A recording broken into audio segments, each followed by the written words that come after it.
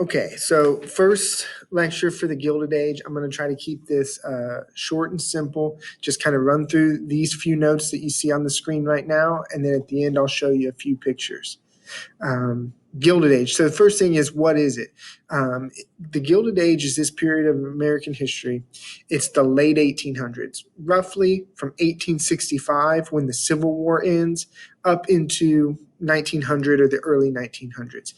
It's a period of massive industrialization and urbanization. So if you think of America historically, America kind of came up as an agricultural country. But after the Civil War, we begin to industrialize at a rapid pace, and big business and industries take off. Same thing, if we're agricultural, we largely were a country where most people lived on farms and we're a rural country. By the early 1900s, more Americans will finally start to be living in cities as opposed to farms. And that urbanization, that mass of people moving into cities takes place during the Gilded Age. And again, this is the late 1800s. Another way to look at the Gilded Age is that there is a change in industrialization. So if you've ever heard of the term the Industrial Revolution, you can break that down into two parts. There's the early Industrial Revolution. This is before the Civil War, and I always use the acronym TRIC, T-R-I-C, textiles, railroads with a small r, iron and coal. Textiles, things, like the power loom and the water wheel that allow people, the spinning jenny, to make fabrics. And you can now purchase clothes instead of buying them in your home. Railroads were just being invented to connect towns and different regions of the country. Iron and coal to provide steam power and to build those railroads and things like that.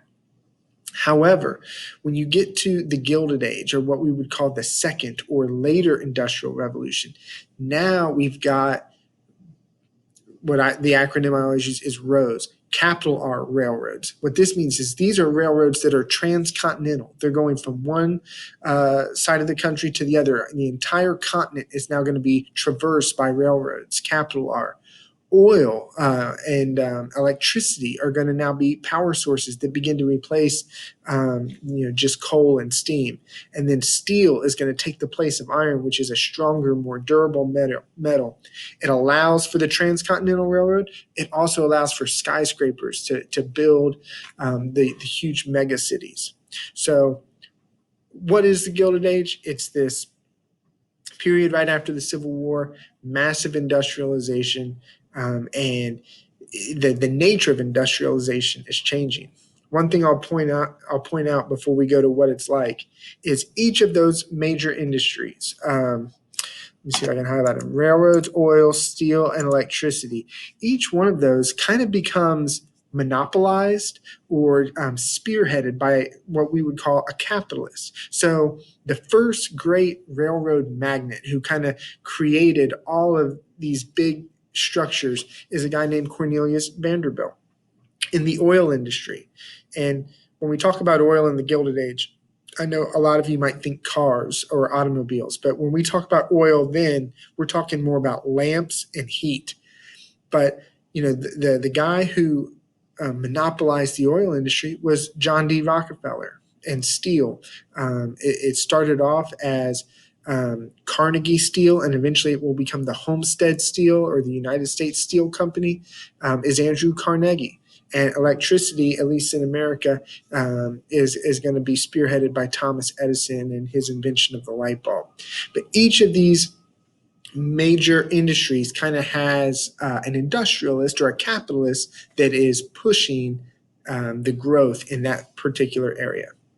So lastly, Gilded Age, what was it like? Well, gilded means covered in gold. It's not solid gold all the way through. So what that means is, while there's a lot of things going on in America that are amazing to look at, the growth and the expansion and the increasing wealth, we see skyscrapers, we see the Brooklyn Bridge, we see Central Park, we see all kinds of of really pretty industrial growth.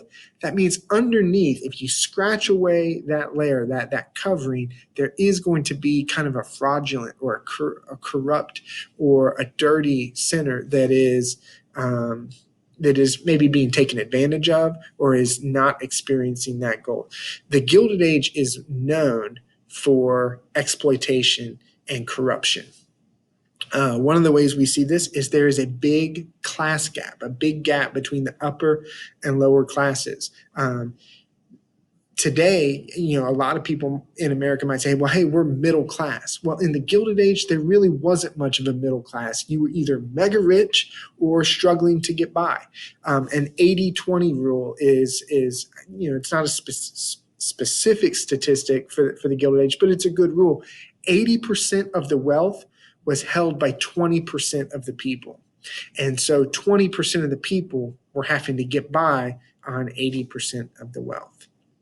A question that you might ask then, when you look at somebody like Rockefeller, Carnegie, who become millionaires, and John D. Rockefeller to this day is still the richest American in American history.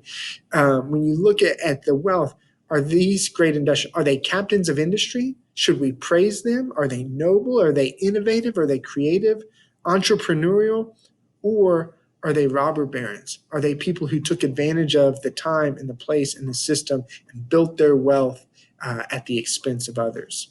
I'll show you a couple quick cartoons that kind of illustrate this. Let's go from the beginning. This is a famous Gilded Age cartoon called Protectors of Our Industry. And you see these big kind of fat cat industrialists up here, Cyrus Fields and Jay Gould and Cornelius Vanderbilt. But what are they being propped up on? The backs of the working class in the different industries, linen. Here's one. The bosses of the Senate. Again, we have legislators, lawmakers down here. These guys kind of look small, lean back, not really doing their job. And who is running the show in the Senate? It's the big oil, copper, steel monopolies.